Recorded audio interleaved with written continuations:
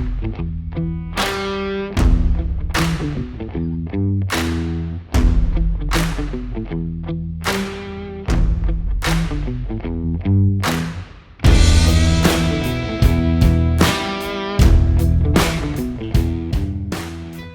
right, ladies and gentlemen, welcome back to another episode of the Design, Build, Hunt podcast, which is presented by Whitetail Partners. This evening, I'm chatting with Jake from Michigan and Dylan from Kansas. Guys, good to see your faces again.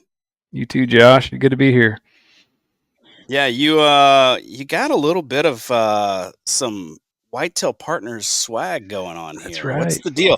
I didn't get the caps. My wife banned me from buying another hat. You have too many hats. Yeah. So for those that don't know, we got some new gear. I'm wearing this like quarter zip thing. It's pretty awesome. Looks sharp. We're not hawking. It does. It is really nice. It's got the Nike on it and everything, man. It's really nice. So these aren't actually for sale. So please, folks, don't think I'm trying to sell you something. I'm not. I just noticed that both these guys have Whitetail Partners hats on, and like I said, I was barred from buying any more hats. It was. I was told I could buy them if they were going to be gifts, but I was not allowed to wear Josh. Well, thank you. I think Jake and I must have just asked for forgiveness. I believe that's what it was. Yep. There you go. Well, I did get this quarter zip, and I don't know if you guys got one, but boy, it is. I've been in it the whole time since I got it. I got quite a lot of gear, but I don't think I got the quarter zip. Really, really nice. I really, really like it. So, guys, we're sitting here. It is May. Let's see, what's today? It's May 8th as we're recording this. What does consulting season look like for you? Or are you guys kind of wrapping it up? Yeah, here in Michigan, we're wrapping it up.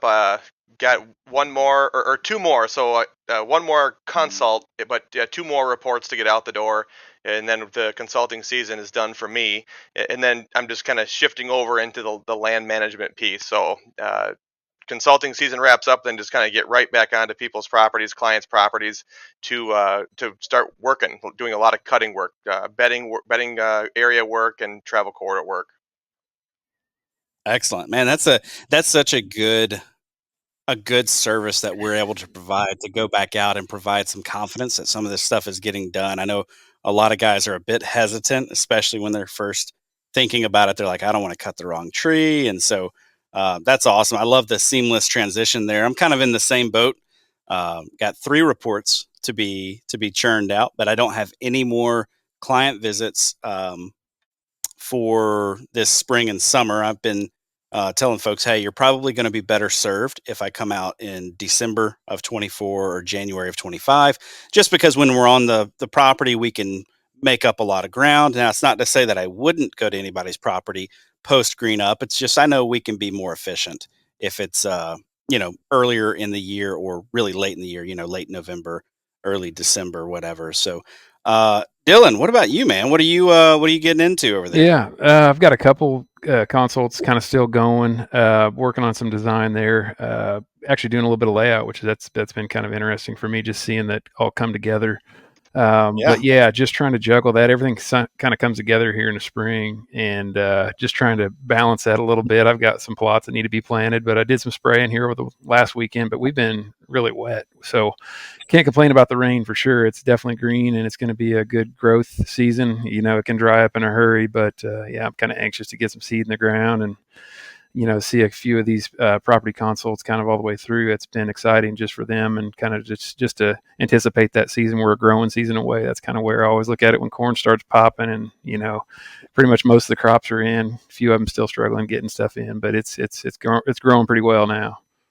Yeah, I know. I've been getting client pictures of tractors running. I've been seeing farmers hitting their fields. Cotton's going in right now. Around us, which is a big crop around here. That would have been a weird slip. We'll leave that one in there too, so that'll be a good blooper. But that's a big crop here around us, and so seed is definitely going in the ground, and that actually brings up the topic for today, right? Like the thing that we wanted to discuss, because if you're not really serious about your plan to plant this specific thing right now, you might be missing the boat here pretty soon. And that is screening cover on your property. Now, it takes lots of different forms, but if you're planting or thinking about planting, one of the more traditional screening covers that people might think about, like a sorghum or an Egyptian wheat or a ready-made blend or something like that. If you're getting ready to do that or you're planning to do that this year, now is the time. You want to be doing that. I don't know. For us, we can get away with it late April, getting into May.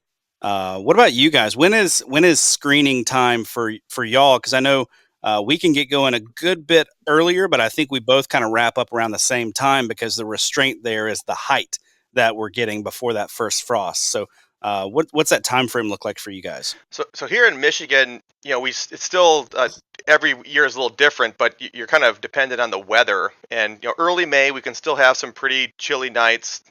You could still have a frost, hopefully not, but you still could get one. So really, you don't necessarily want to get your screen in if you're doing an annual screen. You don't want to necessarily put that in too soon because you could really stunt your screen or could even like kill your screen. So it's almost better sometimes with those annual screens. Just be a little patient and wait. And especially like the annual screen that I've uh, kind of gone to the last several years when again doing an annual screen has been the HD plot screen from John Comp with Northwoods Whitetail. That's I would say the best annual screen that you can buy. Again, not sponsored by him, but that's just my personal opinion. It's the best screen. And with that one, though, again, you want to be a little bit more patient. Even if you get it in like mid June, end of June, you're going to be fine as long get some rains on it. That thing is going to be 8 to 10 feet by hunting season. Now, if you happen to get it in sooner, have a good summer, it could, it's going to be even taller than that, but you don't necessarily need it to be that tall. Like most of the time with screening, you're trying to hide yourself. So depending on if you're on a hill behind the screen, you got to have it be a little taller, but most of the time you're walking kind of right behind it. So you really only need that thing to be, 6 to 7 feet and you'll be able to screen off whatever you're trying to screen. So at 10 feet, that's more than enough. So I would say with the here in Michigan, just be a little bit more patient. That way, you don't end up having to replant, midsummer. Right, right. So, Dylan, does that timing look about the same for you there? Yeah, we're real similar, Josh. I mean, I think the biggest thing for us, is getting that kind of site prep stuff. So we've got a little bit of a later emergence of our warm season grasses, and you can see that in most native stands. A lot of the cool season stuff's up pretty early, and so we just have a little bit of a later season, also kind of not quite southern like you are, but we get quite a bit of growth, later in the season. So I don't think there's any reason to hesitate if people are kind of on the fence on going this year. You could really do a lot of site prep right now, get a lot of that stuff prepared, get some of the other stuff killed out of it to start clean and be able to drill. But yeah, I wouldn't see any reasons, later into June. I've never gone that late myself, but I know as far as like if you're going to do any like different types of sorghum, some of the taller type annual screenings like Jake mentioned. There's different varieties there that definitely can still grow fairly late, but you really want to be getting a good jump on those with the good moisture that you get early too. So Egyptian wheat and some of those others kind of toyed around with, but yeah, I think really getting that stuff going, and frost seeding's another good method too. I like doing that as well if you've got a good site prep. Yeah, and I definitely want to get into that site prep piece because that is obviously important for your food plots, but I feel like it is absolutely critical for some of these screening products that people are using and planting. So, but the first thing I want to talk about though is I'd love for you guys to maybe make a little bit of a case for putting in screening cover on your property, and maybe talk a little bit about where you might do this because here in the South planting screening cover, not a big thing. It wasn't until a couple of years ago, started, met Sam, started working with Sam. Then I started realizing, the real benefit and value. But then I realized, okay, we've been using screening cover all along. It just may not be the Egyptian wheat or the miscanthus or other, things that people are using for screening cover. We just do it a little bit differently based on the region where we were. I've now taken a lot of that I've learned from Sam and sort of incorporated it down here as well. Works fantastic. But yeah, make the case for me of why should a property be screened, and then the second question to that is where does this screening stuff go? So a lot of times when someone thinks about habitat improvement, improving their property. They want to have better hunting opportunities. They think about like probably two things, right? Putting in food plots and maybe putting in bedding cover on their property. Not many people are thinking about screening, like as the what's going to tie everything Yep. together. But really, that is one of the more important improvements that you can put in on your property is screening. Mm, And what I'll say, like where you should be putting it in, I would say anywhere that you're trying to encourage deer movement. So you're going to have deer on your property in areas that you're not intending them to be. Deer are deer, but anywhere that you're going out of your way to put in an improvement where you're trying to encourage deer to be there, whether that's a food plot, a bedding area, the trails that connect your different improvements, those need to be screened off, all of them. And so if you're ever walking down your access path and you can see into your food plot, that needs to be screened off. Same thing with mm. you're walking in and you can kind of see into this corridor that leads from two different food plots or from the food to the bedding. That needs to be screened off. And depending on your habitat, what you're working with, are you in a open field? Are you in an open hardwoods? Are you in a swamp? There are different screening types to install, but so it's not like a one size fits all what you're going to plant or put in. But you have to have it screened off, and that does a lot of different things. But like the biggest thing is that it stops you from having contact with the deer. Like you don't want the deer to see you, hear you, and hopefully you're approaching downwind so they're not going to smell you. But if you're approaching downwind but it's not screened off, they're going to see you from 100 yards away and they're gone anyways. So that, you have to have it screened off. And there's a lot of other benefits too, but I'd say that those are like some of the bigger ones. Yeah, I've often wondered, just thinking back about my hunting career, since I was a kid, how many of my hunts were actually over before I ever got in the stand? Like, how many of them was I just sitting and praying, and there wasn't a deer, within a quarter mile because I blew them on the way in. They all saw me, and then it was over. So, um, but screening can help with that. Dylan, why don't you make a little bit of a case for screening and maybe talk about some of the areas where you like to incorporate that? Yeah, this is one where, I personally feel like I'll be screening till the day I'm done hunting. It's one of those things where I never feel like it's good enough. Um, do things a little bit different at times.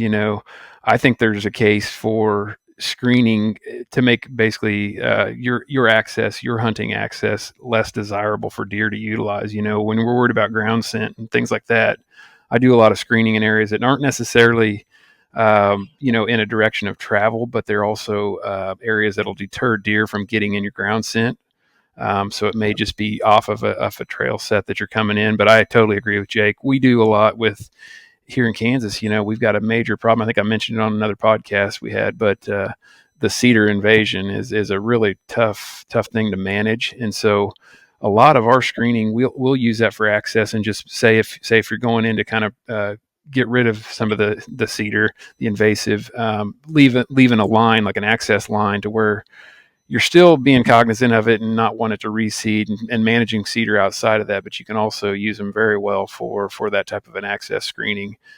They're great for, cutting in little trails within them, deer, you got to be careful with it because deer will use them as well. There's really nothing else that can get through it once they get too thick. But from an aspect of how we use it, I'm huge on topography, and so here in Kansas, a lot of times we're using a lot of our CRP grasses. They're not necessarily tall enough for screening, but you use it in combination with your access and that topography. I think it can be just as good as using something like a switchgrass or a miscanthus and something there. I'm just really getting into the phases of planting a lot of the switch and some of the other stuff, just because I don't have a lot of the places that I hunt. I don't have access to really go in there and plant, but using down trees and kind of making your own screening with some of the natural, getting rid of those undesirable trees, starting that lower vegetation. That's another thing. I love natural screens as far as, we talked about in other podcasts, the choke cherries, the plums, that kind of thing. You got to be careful and don't necessarily want them up tight to you, but as far as along the edge of your plots, it gives you that screening to get in. It's another little salad bar for them while you're also keeping yourself screened in and out. Right. And I like that you brought up something like cedar, right? Like that's something that we might want to eliminate off of off of a property or significantly reduce. We've got something down here. I don't think you guys have it up there, but it's called Chinese privet. You guys have that where you are? No. Nope. Okay, it is of the devil. It's the worst thing ever. It will take over a property in a matter of years. It's really really bad.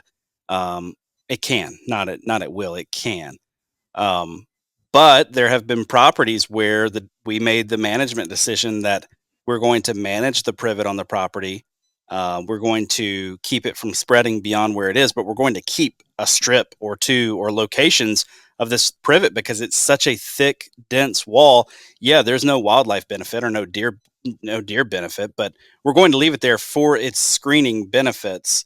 Whereas otherwise, we might, if simply eliminating all of the invasives was the goal, and we might go in and take it out. But uh, let's talk a little bit now about some of those other products, right? So there are lots of natural options. We've got cedar, like you've talked about. There's the dreaded, uh, privet down here where I'm at, or other things that you could be using. We can even use simple things like topography and other stuff. But what are some of the other products out there? And I hope we get into one that kind of was catching a lot of flack last summer on social media. Hopefully, we can get into that because Jake, I think you like the stuff.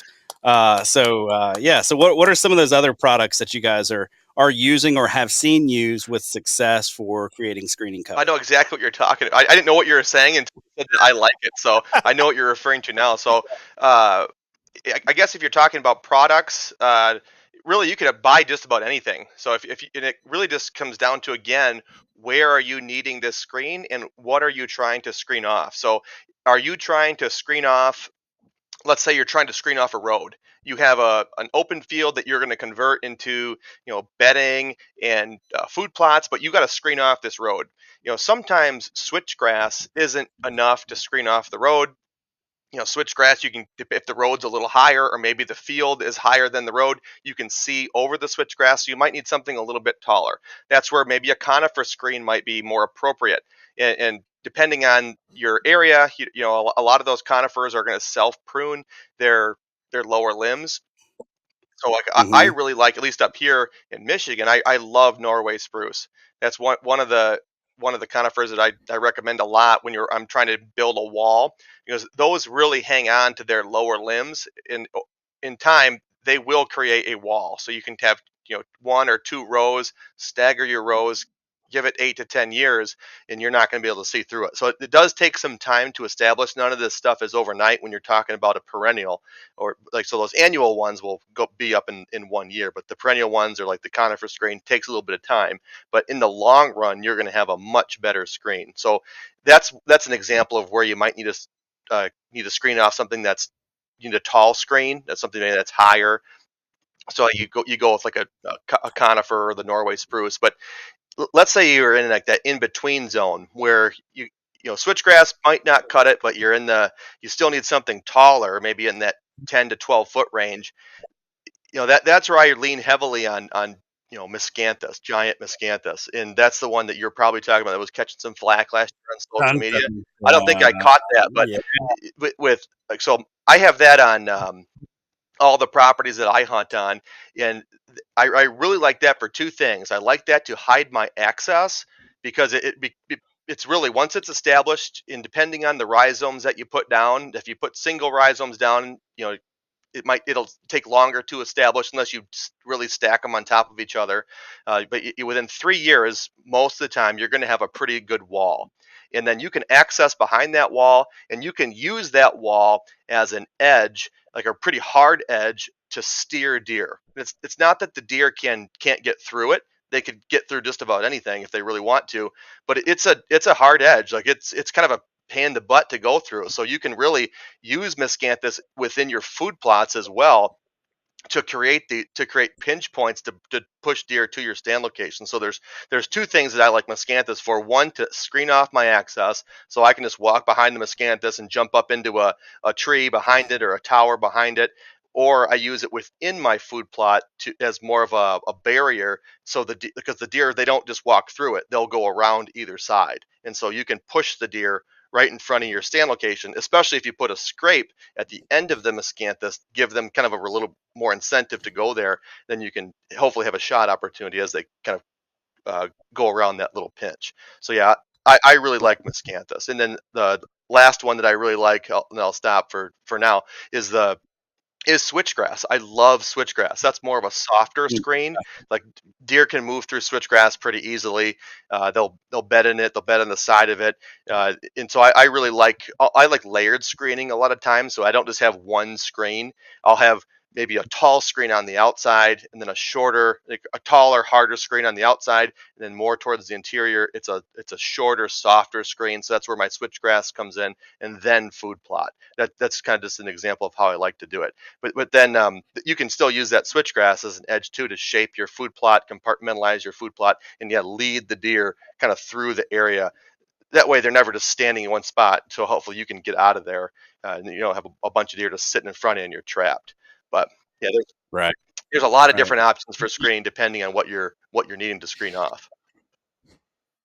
Yeah, for sure. And that I wanted to make sure we touched on the miscanthus piece because last year, last summer, I guess it was sometime on social media, it was getting quite a bad rap. And yeah, I see that you maybe missed that, but man, it was people were hating on it pretty good. And I understand what they're saying, like, hey, there are native options or there are other options, but their concern is that it was going to basically be invasive and take over a property. From what I understand, that because of the way it's made up, it's not going to do that. But Right. again, I'm not a It biologist. shouldn't. I'm not a biologist either, but I have never seen it jump from one area to another. It spreads through the rhizomes. So like that clump, like it starts as a single rhizome and it does grow.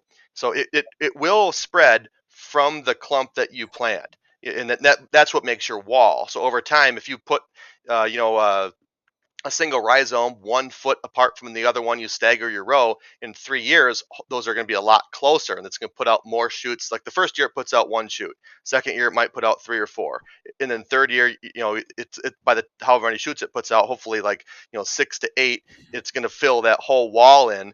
But so it is expanding, but it's not jumping from one area to another to where it's going to take over your whole property. I have never seen that. It's not like, what's that man, that like pear tree that's everywhere.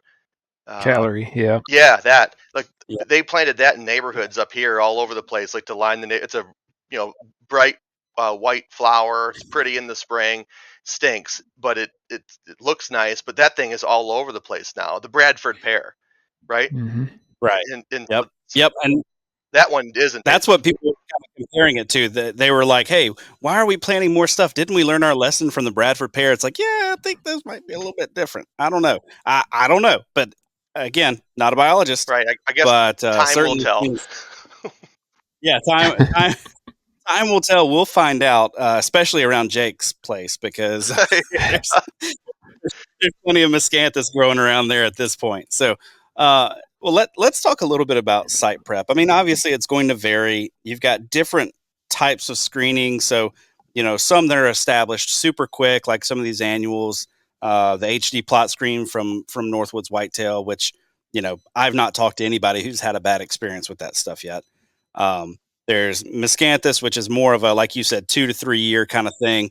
Then you're talking about maybe some of your cedar, if you wanted to plant some cedar, or Lee, I believe, is a fan, and I am a bit of a fan of the Leland cypress. If you can get some Leland cypress down here, grows in really really well, but that's a longer term establishment, right? It takes longer, and so we often encourage clients like, hey, if you want this long term screen, you want something that's going to take 3, 5, 7 years before it's really fully developed, have the layers like Jake, like you were talking about, like, yeah, we can screen this off, but you got to do something else to get you by. Like you can't settle for no screen for the next 5 years or whatever that is. But site prep is going to differ, but it's very, very important for each of these.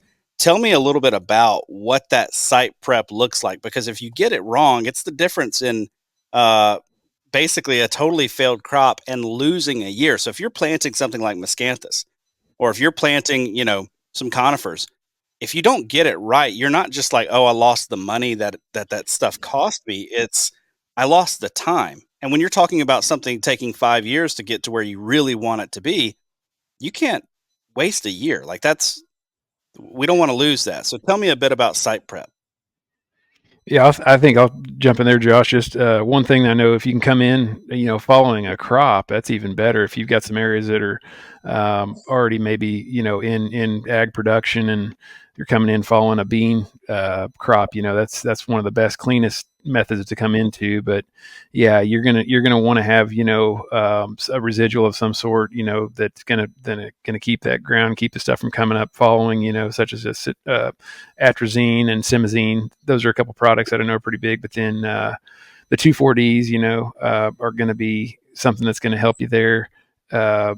Just getting rid of that broadleaf competition. But yeah, you want to make sure, and if you can do it at the fall ahead, that's even better. Just having it clean coming into it. But it can be tough, when you're behind it, especially the way that grasses are just tough to kill in general. But one thing I didn't jump in on that last one though, that we do hear quite a bit, and just that time factor is, if you can work out a deal with somebody and you're not a cattleman yourself, at least around here, it's another form of screening while you're getting switch or miscanthus or something established, is we actually stack, and I've come up with some different kind of creative plans with that, is like big round bales. So a lot of the cattlemen around here, they're looking for places to store that. If you can make sure that they're not in there when it's going to affect you, it's a great way for screening, especially from roads where it's easy access for them to get later. For them to feed off of. It's right there, easy access, but it's also doing a kind of double duty, helping you out there. We also, along creeks sometimes aren't deep enough. I love access off creeks and stuff like that. And if you're going to do a screen, maybe that's going to help that down the road with a grass or something, some of your plans where you're making clearings, a lot of those cuttings and some of the tops and a lot of the logs and brush, you don't necessarily want that in your plots surrounding it, because you want them big mature deer to be able to escape and have that, that security field with having the exiting. But along your access, that's not a big deal. Having that wall of brush or cut trees is actually a great thing.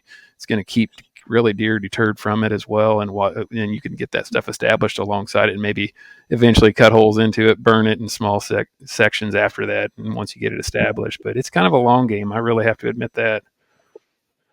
Yeah, for sure. And it's definitely something that, with the exception of a few of the options that are pretty much ready made, that you just go plop it down like some like some hay bales or something like that. It's definitely there's definitely some work. And there's also some maintenance involved with this as well, right? Like you've got to get in there and you've got to maintain. I know Miscanthus has got some maintenance stuff you got to do. Switchgrass, obviously, if you want to try to have a good switchgrass stand. I was on a spot in Wisconsin, just speaking about the hay bales, that it was a pheasant, like, I don't know, preserve or whatever you call them.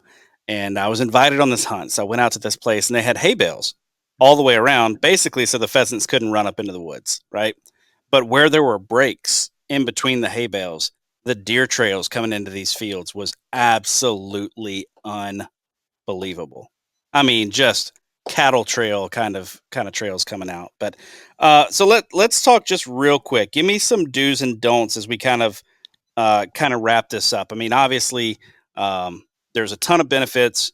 Screening keeps you hidden, separates the deer, makes your hunting better, keeps the pressure off of your property just a little bit longer, makes those bucks work a little bit harder in and around your food plots if they're looking for does with their eyes, directs deer movement, steers deer movement throughout your property, especially through your food plots, kind of like Jake was mentioning a second ago.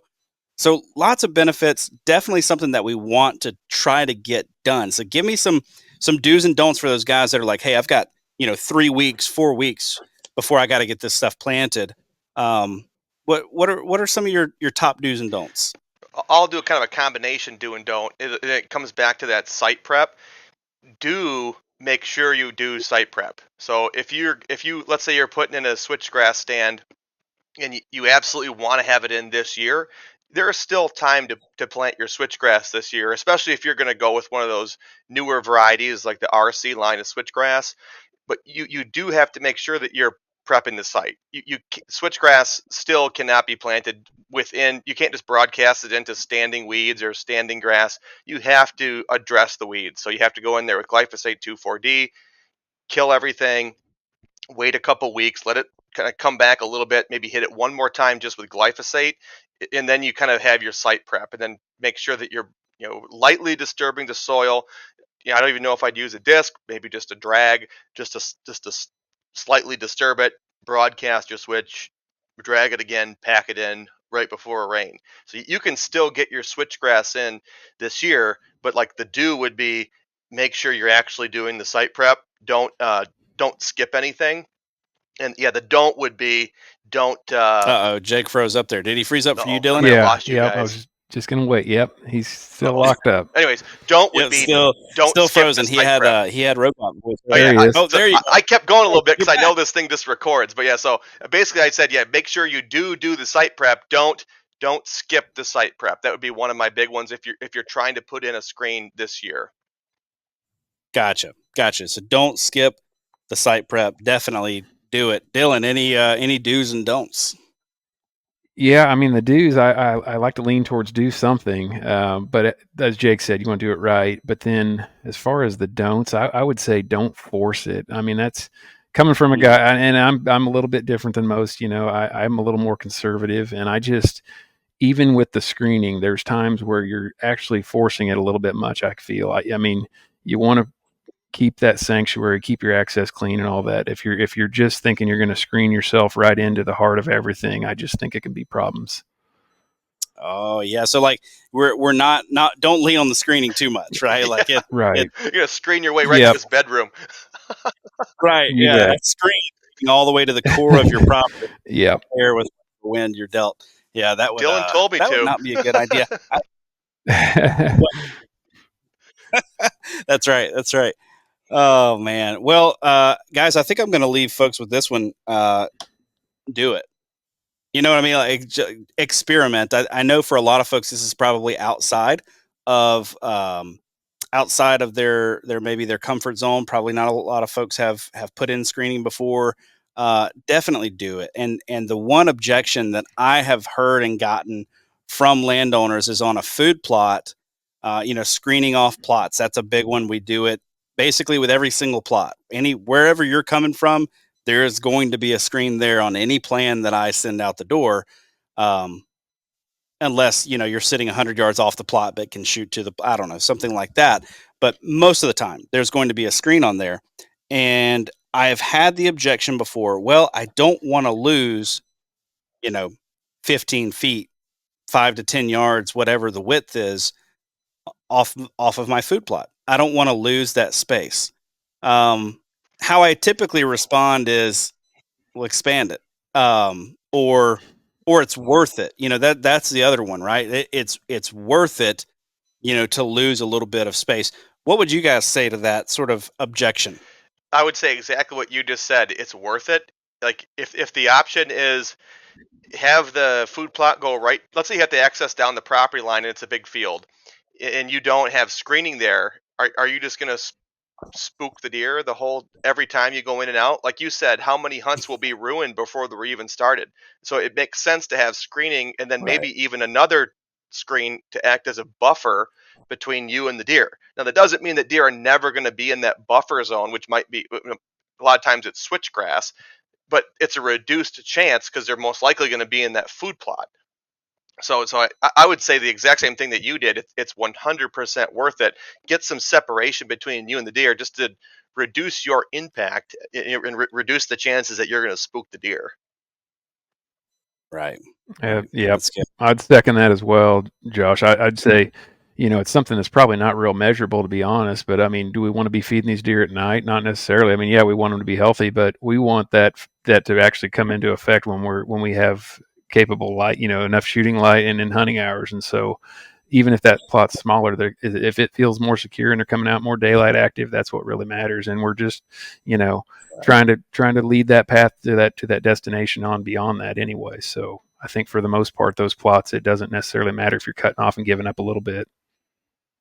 Yeah, that's excellent. Yeah, they're not forage first kind of fields most of the time anyway, right? They're getting into the topic we're going to cover next in the next episode that we're going to discuss right after this. So guys, thank you for hopping on. Folks, if you've got screening questions, you can address them all to Jake. He will get to you. You can send every single one of your questions to Jake in an email. Now, you can reach out to any of us. Look at the region where you are and find the habitat consultant who is nearest to you, and you can shoot them a message on Instagram. You can find all of our email addresses on the website. If you've got some screening questions, we will do our very best to get you pointed in the right direction. But thanks for listening, everybody. And guys, thanks for joining me.